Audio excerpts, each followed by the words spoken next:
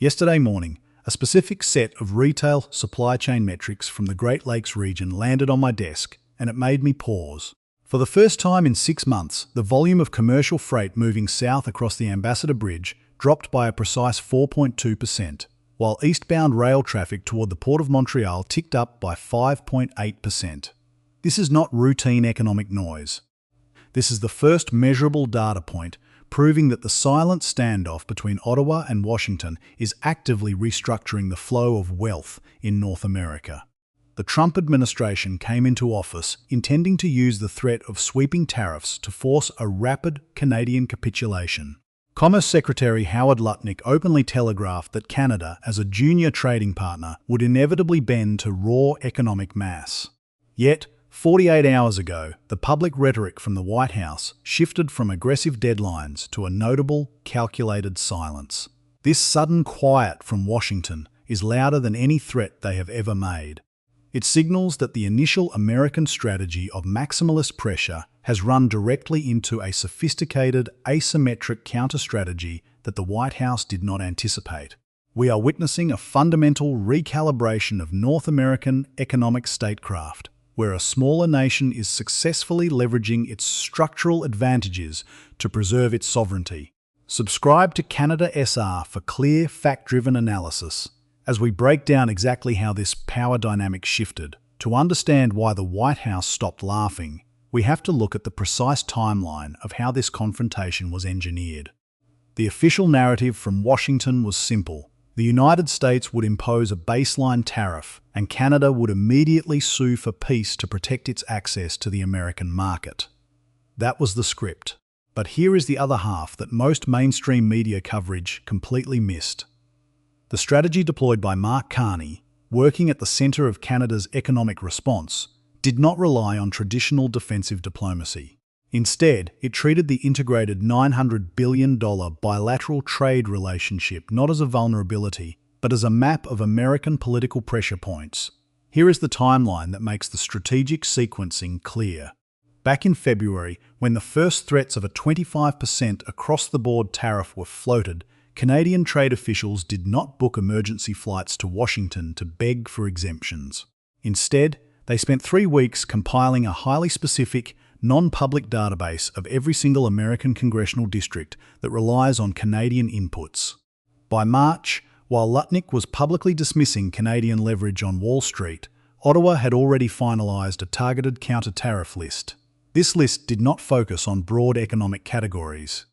It focused on specific goods produced in the exact battleground counties of Michigan, Ohio, Pennsylvania, and Wisconsin, the very areas that dictate the survival of the current American administration. That March groundwork laid the foundation for what happened next. When the United States finally attempted to execute its pressure campaign, Canada did not flinch.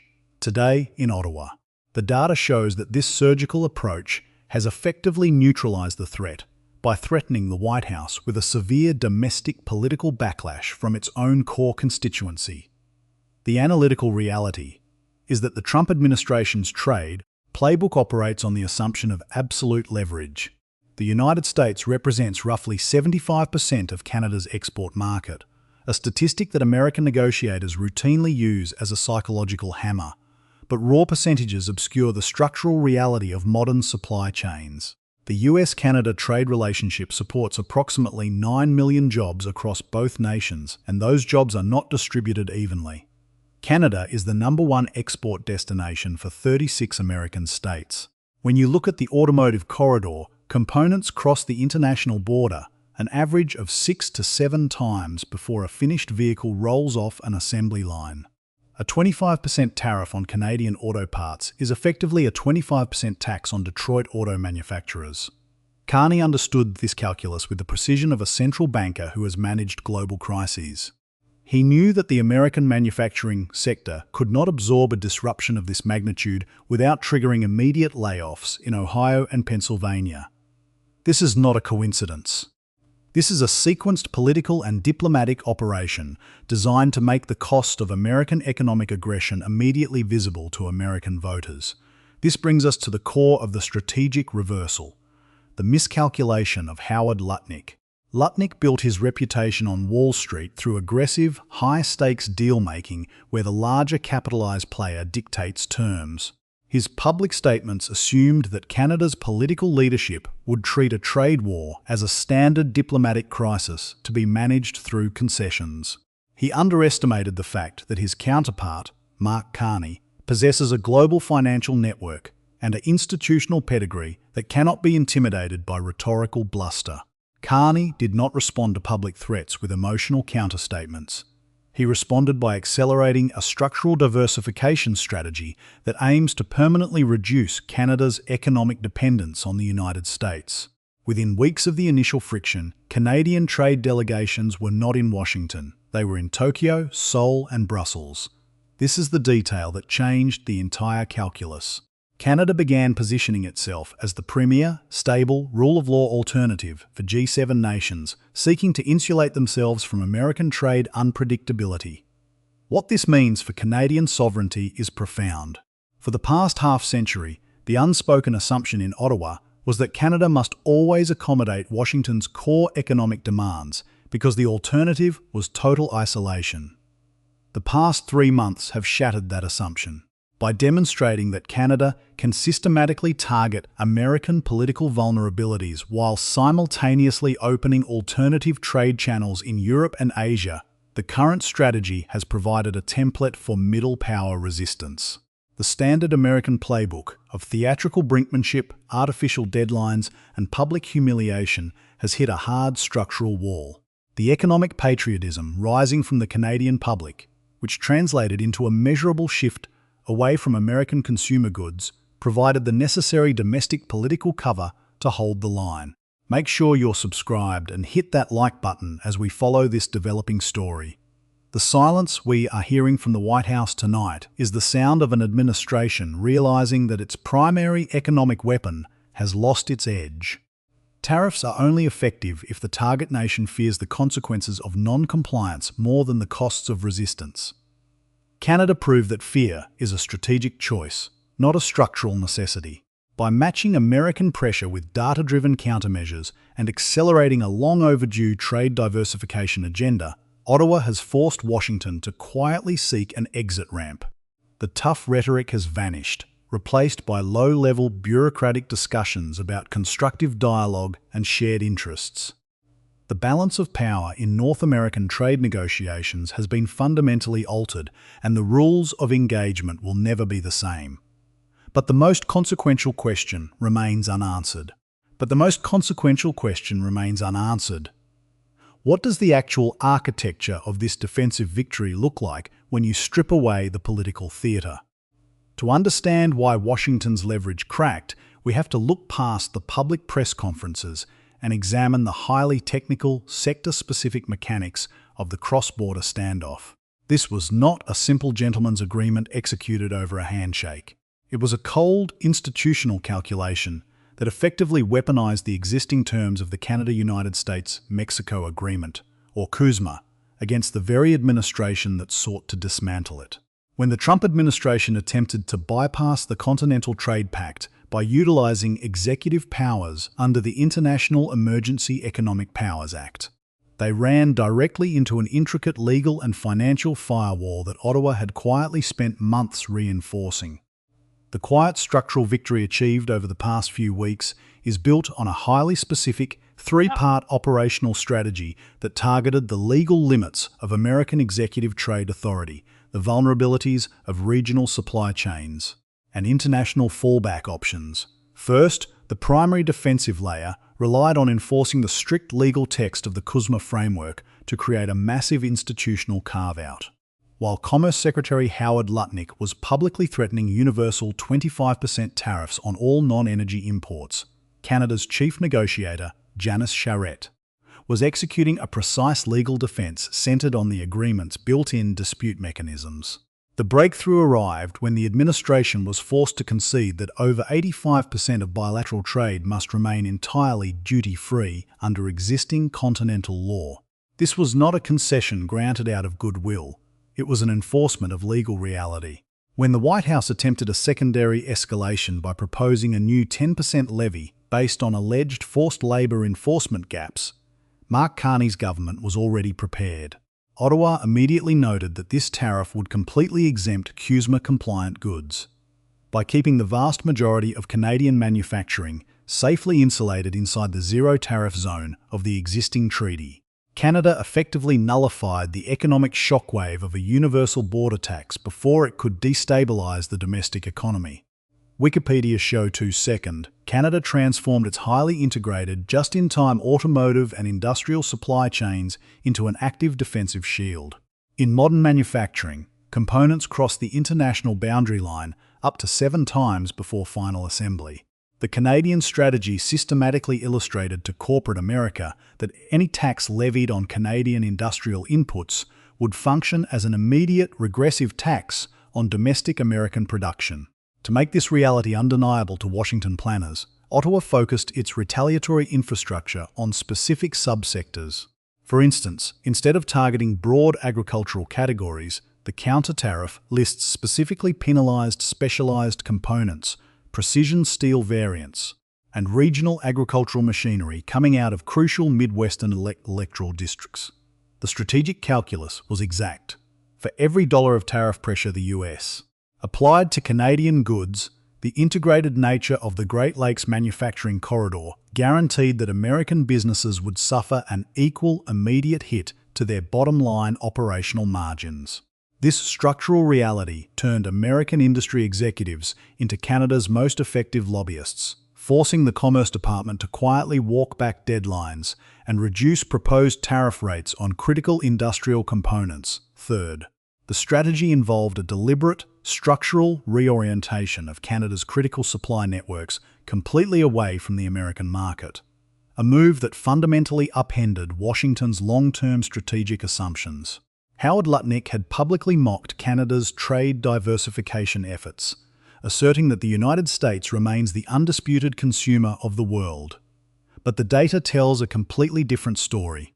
In a highly calculated geopolitical maneuver, Carney travelled to international capitals to secure alternative agreements, including a specific trade framework that permits 49,000 electric vehicles under low-tariff conditions in exchange for opening up immediate agricultural export markets.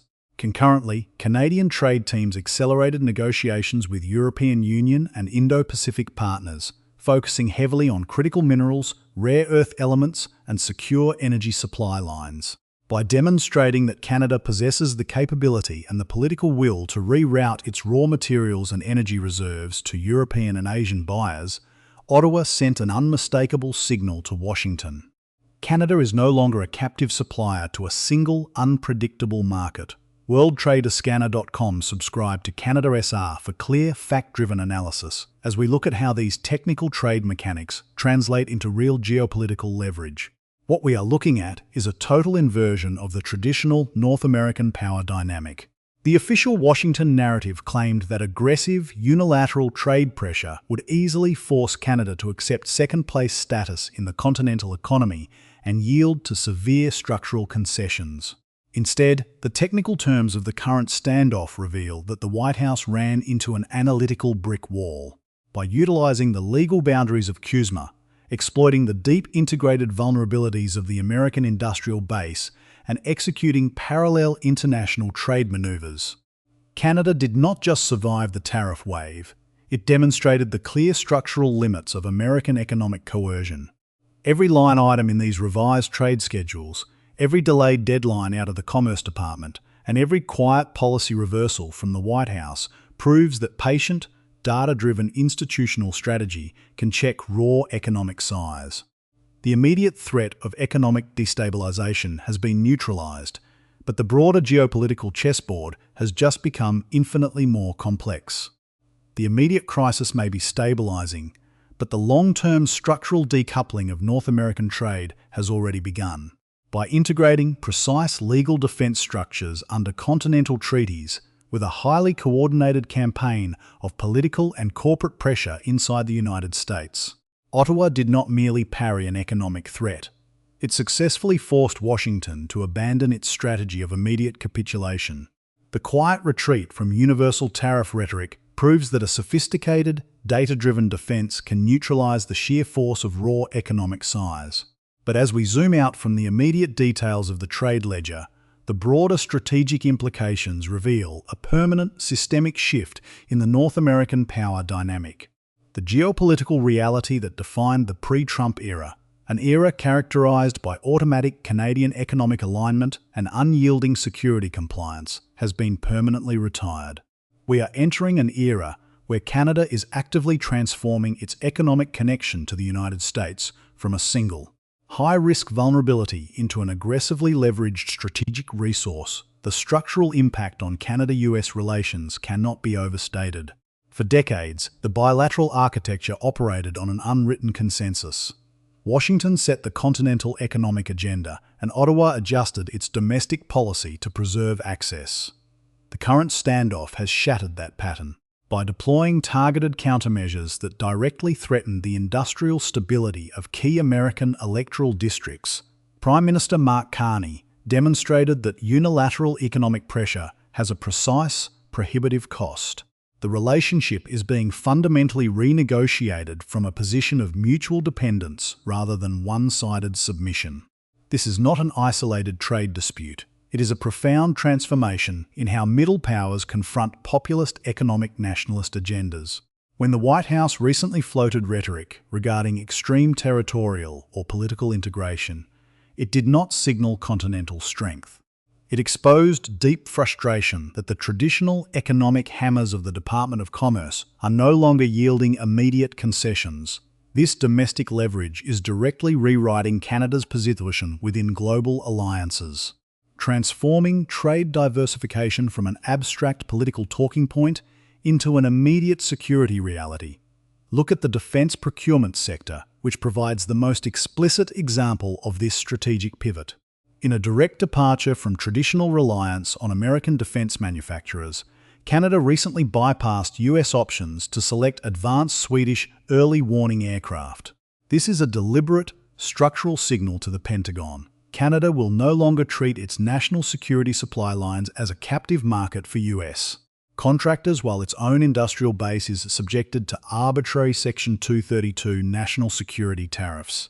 Concurrently, by aggressively deepening trade dialogues with the European Union, South Korea, Japan, and Singapore, Ottawa is building a multi-layered diplomatic insulation shield. Canada is systematically positioning itself as the critical rule-of-law supplier of energy and critical minerals for G7 economies that are equally fatigued by American economic unpredictability. Bilaterals.org. This brings us to the core sector that will dictate the future of continental wealth, the global energy and critical minerals market. The United States remains deeply dependent on Canadian heavy crude to supply its complex Gulf Coast refineries, a structural reality that domestic US light sweet crude production cannot resolve. Furthermore, the transition toward advanced manufacturing and electric vehicle infrastructure requires a secure, non-adversarial source of rare earth elements, lithium, and high-grade aluminum, resources that Canada possesses in absolute abundance. Under the previous diplomatic doctrine, these resources were automatically funneled south under predictable, long-term frameworks. Today, they are being treated as sovereign strategic reserves.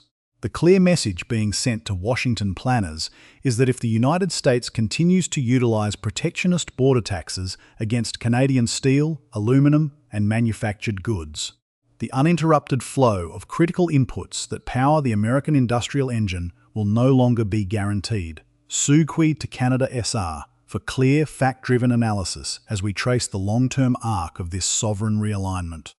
When you contrast this current reality with the pre-Trump era, the depth of the strategic shift becomes unmistakable.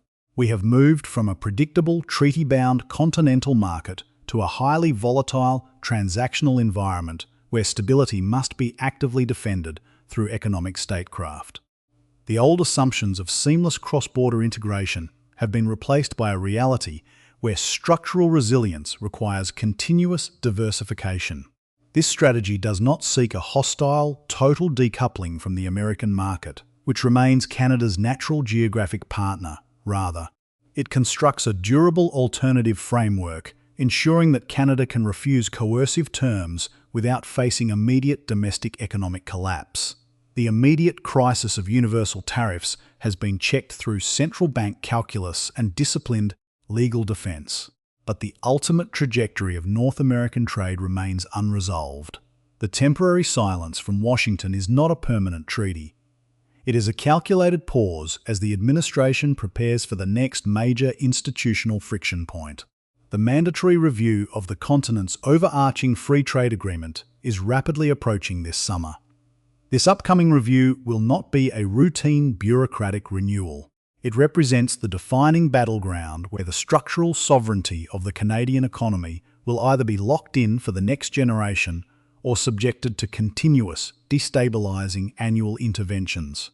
The White House has been forced to respect Canada's economic defence, but the true test of this sovereign realignment will be decided when the